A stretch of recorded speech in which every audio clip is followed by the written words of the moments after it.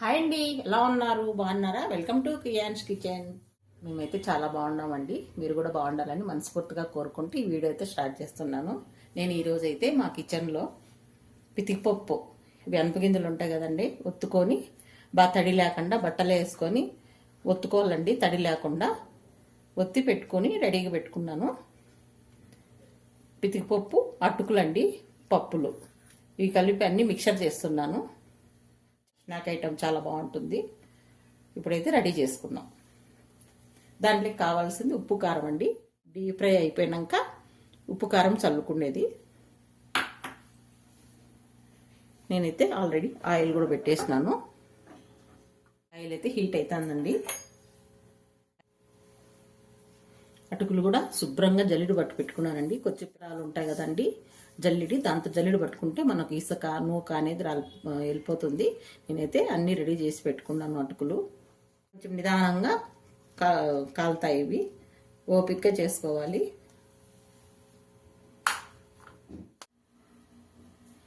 Oil అయితే heat అయిందండి. First అయితే అటుకులు వేసుకుందాము.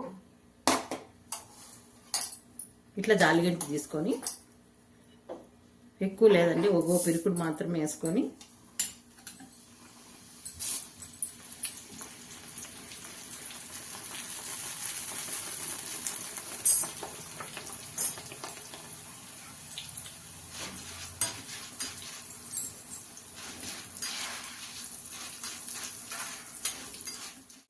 మనం ఏ గిన్నెలో అయితే కలుపుకోవాలనుకుంటామో ఆ గిన్నెలోకి అయితే అటుకులు వేసుకోవాలండి.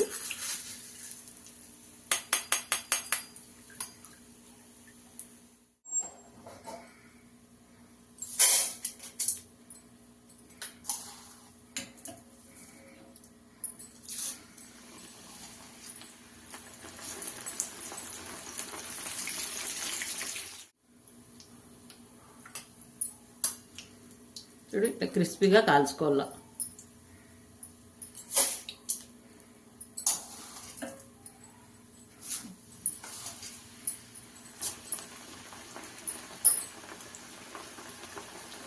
అటుకులు ఇట్లా చేసుకుంటే ఈజీగా అవుతుందండి. మనం ఆయిల్లో వేసినామంటే చాలా కష్టం అవుతుంది అవన్నీ తీసుకోవడానికి, మాడిపోతూ ఉంటాయి.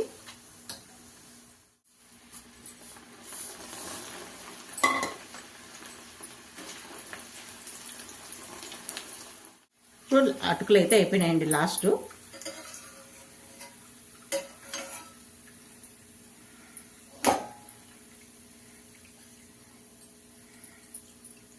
ఇలా చేసి పెడితే ఈవినింగ్ స్నాక్స్, టీ తాగే ముందర తింటే చాలా బాగుంటాయండి. పిల్లలు ఇంట్లో ఉంటారు కదా, ఏదో ఒకటి తినాలనుకుంటారు. తర్వాత ఇప్పుడు పితికిపప్పు వేసుకుందామండి.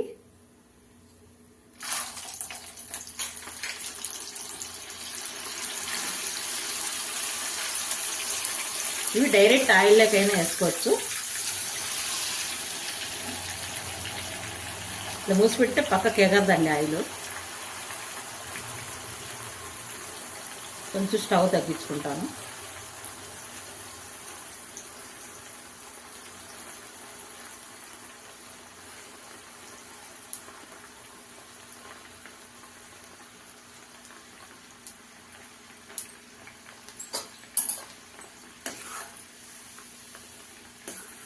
ఇవి టైం పడుతుందండి మనకి వేగేకి. చూడండి, ఎర్రగా కాల్చుకోవాలండి. ఇట్లా చాలా టైం పడుతుంది ఈ పితికిపప్పుకు.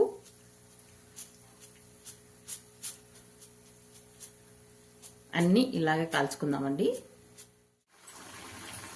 చూడండి, కలర్ రావాల. కలర్ వస్తేనే మనకు అటుకుల్లోకి తినడానికి బాగుంటుంది టేస్ట్.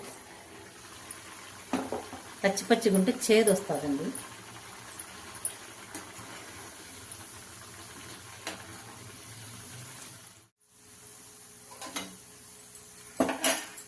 తీసేస్తామండి. చల్లగా అయితేకే మంచి కలర్ వస్తాయి.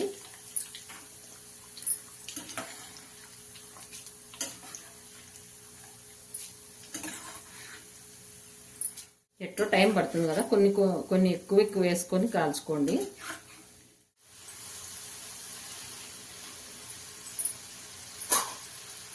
ఇంకా కొద్దిగా వేయాలండి. లాస్ట్ ఇది అయిపోయినాక చూపిస్తాం. అయిపోయినాయండి మొత్తము.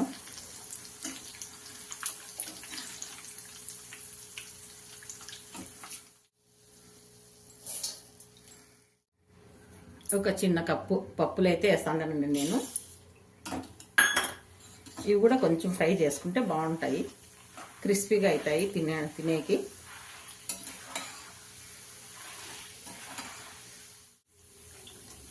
కొంచెం కలర్ వస్తే చాలు,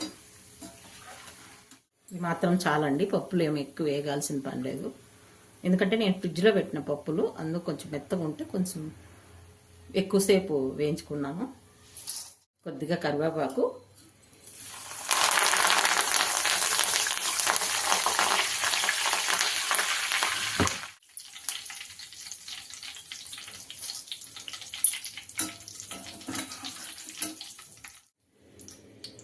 ఒక 5-6 వెల్లుల్లి అండి దంచి వేసుకున్నాను. ఇట్లా కొంచెం మంచి గోల్డెన్ కలర్ వచ్చే వరకు వేయించుకుందాము. అలాగే ఒక 2-3 ఎండుమిర్చి,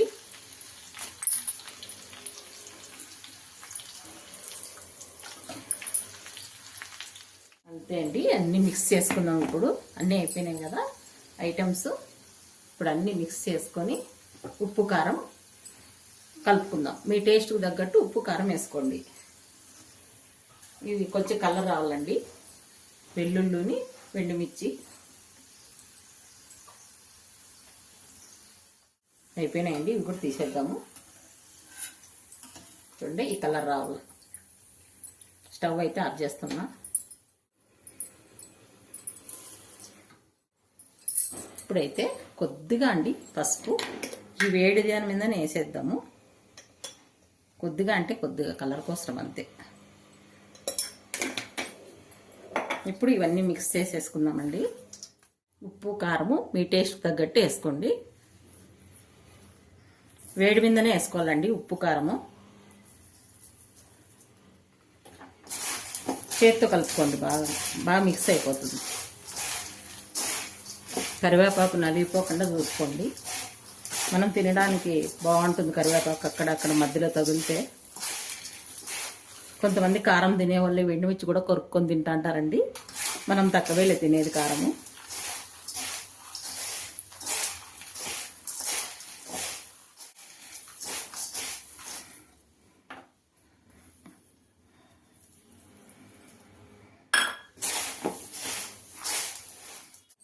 అంతే అండి. దీంట్లోకి ఆయిల్ ఏం అవసరంలా, మనం డీప్ ఫ్రై చేసుకున్నాం కదా, ఆ వేడి మీదనే కలిపేసుకుంటే బాగా కలిసిపోతుందండి ఇంట్లో.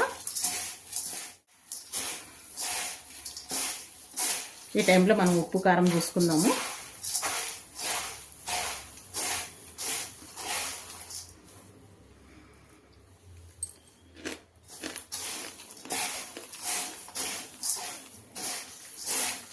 నాకైతే పర్ఫెక్ట్గా సరిపోయిందండి. ఉప్పు కారము ఆల్ట్గా వేసుకున్నాం కదా ముందే.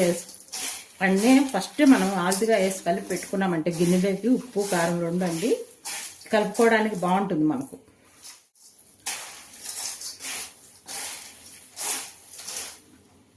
ఈ కొంచెం కూడా వేసేస్తానండి, సరిపోతుంది నాకైతే.